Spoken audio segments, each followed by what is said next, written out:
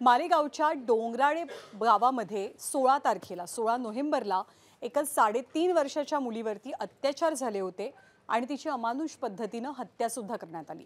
हे कृत्य ज्या नराधमाने केलेलं आहे त्या नराधमाला फाशीची शिक्षा द्या या मागणीसाठी आज मालेगावात जमाव आक्रमक झालेला जनाक्रोश मोर्चा निघाला। या मोर्चामध्ये शालेय शिक्षण मंत्री दादा भुसेंचा सुद्धा सहभाग होता।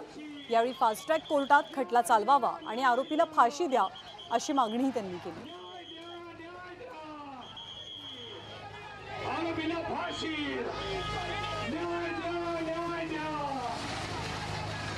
ज्या पद्धतीने ही दुःखद घटना झालेली आहे त्या नराधमाला लवकरात लवकर फाशीची शिक्षा झाली पाहिजे। या सर्व भावना संपूर्ण महाराष्ट्राच्या आहेत। आणि मालेगावात निघालेल्या मोर्चाच्या वेळेला जमाव कमालीचा संतप्त झाला।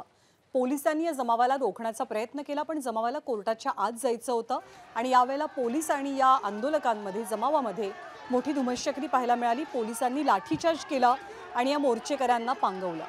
कोर्टाच्या आवारामध्ये या मोर्चेकऱ्यांनी चिमुकलीला न्याय मिळावा आणि आरोपीला फाशी मिळावी अशी मागणी केली। पोलिसांनी कोर्ट परिसरातून मोर्चेकऱ्यांना बाहेर काढण्याचा प्रयत्न केल्यावर सगळेच मोर्चेकरी आक्रमक झाले। काही मोर्चेकरी कोर्टाच्या दारापर्यंत पोहोचलेले आणि त्यांनी आत जाण्याचाही प्रयत्न केला। तेव्हा पोलिसांनी खबरदारी म्हणून दरवाजा बंद करून घेतला आणि मग मोर्चेकरी आणि पोलिसांमध्ये धुमश्चक्री झाल्याचं चित्र दिसलं।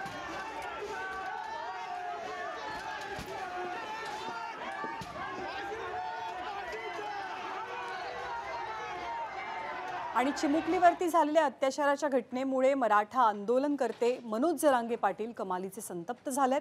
त्यांनी काय प्रतिक्रिया दिली आपण पाहूया।